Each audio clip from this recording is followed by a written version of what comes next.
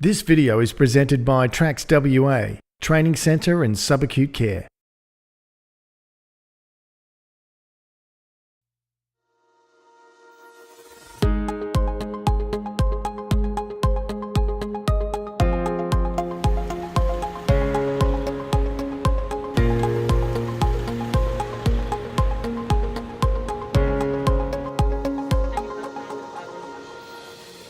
In this scenario, we're joining 60-year-old trans-tibial amputee Bruce, who recently lost his lower left leg to diabetes. Today, Bruce meets up with physiotherapist Beck Heffron and vascular nurse Lucy Stouffer, who will fit Bruce with a rigid removable dressing.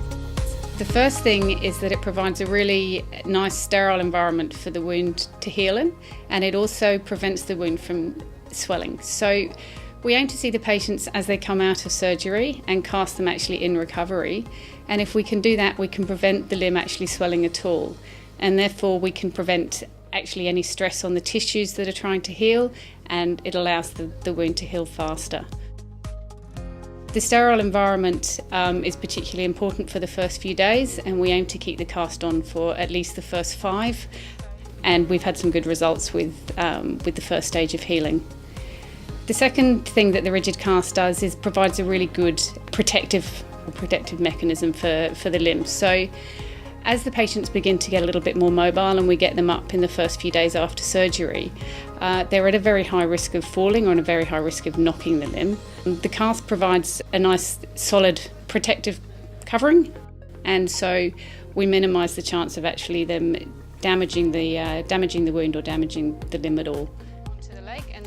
Beck and Lucy start the procedure by fitting a sock and protective padding. And just make sure that from here down to the end is the same width, so that we're not narrower at the top than we are at the base, because otherwise you won't be able to get it off. Okay? Yes. So we just make it nice and tight so that there's not going to be any wrinkles. Take a deep breath, let that out.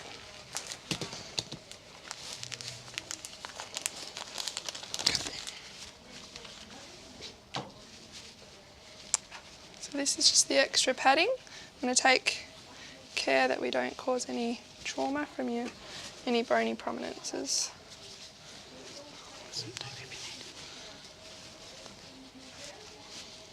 So that's not the wet part. That's no, this purely is the for protective protection. padding underneath. Right. I think that's all right, Beck? Do you think we need? Yeah, I think that looks good. Yeah, maybe just one more every patella. Looks great.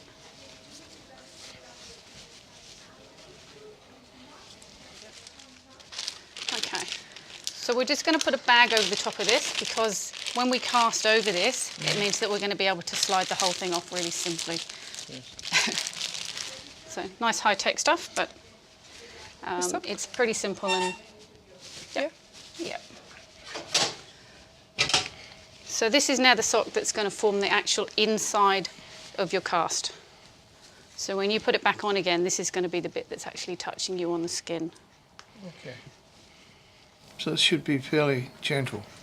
And you want to make sure that there's no wrinkles in the bottom of your sock, so that when you pop it on, I've got it the wrong way, when you pop it on, and you push quite firmly. That's that. Just going to lift your leg just a little bit, Bruce, if you can. So that at the bottom of the stump there's no wrinkles whatsoever in that, because the cast is going on top of that. We don't want it to put any pressure points on your leg.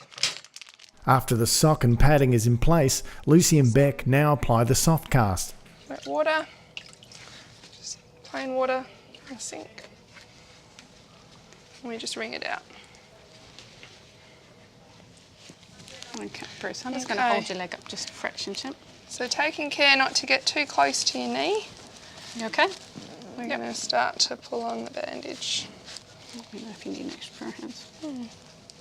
Amputees are also one of the highest falls risk populations, and certainly in the first few days when they're on quite a lot of medications, that risk is even higher. So it doubles up as a very, very useful and effective way of protecting the wound in that really, really early vulnerable stage.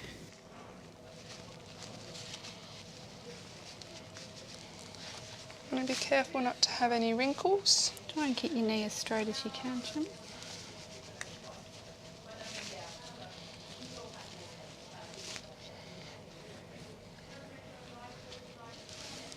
Okay.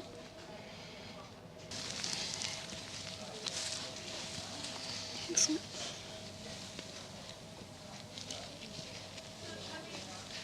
Good. Okay, so that's the first layer, Bruce. For that.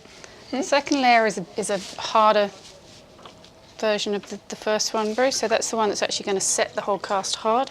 Certainly from a physio perspective, the international guidelines have suggested that rigid casting is actually a better option for vascular patients in particular. Stump bandaging is a very highly technical way of bandaging because you need to make sure that the bandage actually provides graded compression from the base up the limb, and quite often it's very difficult to do. So unfortunately, if you don't get that compression correct up the limb, you can actually end up causing more problems with swelling than you're preventing. So if, for instance, if it's tighter closer to the knee than it is at the base of the limb, you're actually going to trap swelling lower down the leg and you're actually going to cause more damage to the wound. So because unfortunately we now don't bandage that frequently, there are very few people that have actually been able to retain those skills. So plus the fact that the rigid has those extra properties of being hard and a very robust sort of way of protecting the leg, it's actually easier and long-term more effective way of protecting the stump.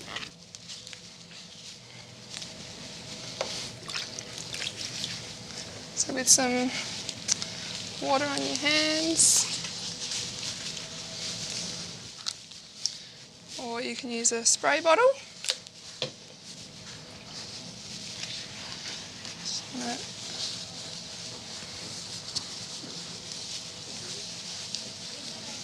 Wet the cast because it'll help it set.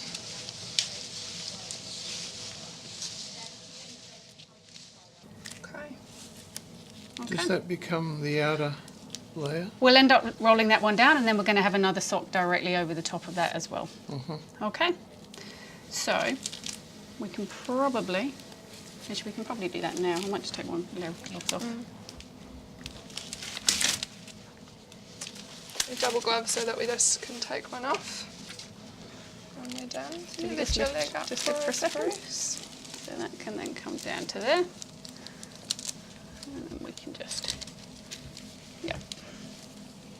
You lift up your leg again for us, Bruce. We really only cast at the moment rigids for below knee amputees. It is possible to cast for an above knee, but in fact it's not usually very comfortable for the patient.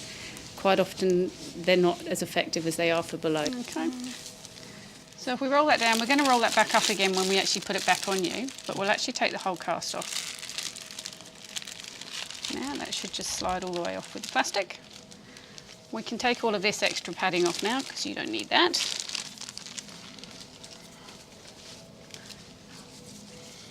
And then we'll check. We can check over this one that it will fit, but we would normally put one thick one on. So it fits straight back on, but it's a little bit loose. Yeah, so if we take that one off and put an extra thick sock on. Always remember where the front of your cast is.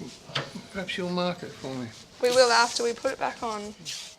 Can you just lift up a second for it? Good. Okay.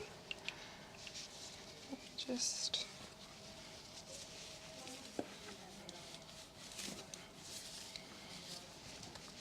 slide it back on.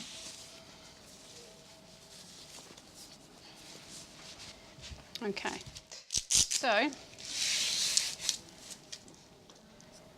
F for front. F for the front. Facing you so you know where the front is. And we're going to put the strap on. It keeps the tubing above there. Must I sleep with it on? Yeah, so Bruce, what you need to do now is you need to wear this pretty much 24 hours a day, okay? So what it's actually doing is preventing this leg from swelling. It's a bit wet. I'll just pull that layer out. Is it hardened? Yeah. Yeah. So it's rock hard now, so we can lay it against the table. Okay, so it's going to stop the leg from swelling.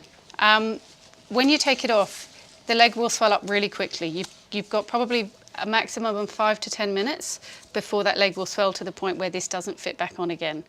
So for the first few days, we recommend that you don't take it off at all and you just put a bag over the top to have a shower. A little bit later down the track, when most of the swelling has actually gone down and you're not changing volume anymore, you can probably take it off long enough to have a shower comfortably. By then, its real goal is to protect you from any knocks when you're moving about. There's a few things that you need to be really aware of in the next 24 hours. Any increase in pain is the first one. So if it really becomes uncomfortable, it feels overly tight, you notice any swelling or redness above the cast, or you feel that you lose any type of sensation if you feel, for instance, pins or needles, or it feels a little bit numb, it's really important that you let the nurses know, or you let a medical person know straight away. Yes. Okay? Because what very, very occasionally can happen is that we can just get a little bit of what we call neurovascular compromise, and in which case it's not doing the job that it should. Okay? So we need to take it off. Generally, that very, very rarely happens, but I do need to let you know that those are the risks. Okay, does it feel comfortable at the moment? Very comfortable. Wouldn't know it was there hardly. Excellent. TRACS WA would like to thank the staff and management at Sir Charles Gardner Hospital for their involvement in this project. This project received funding from the Australian Government.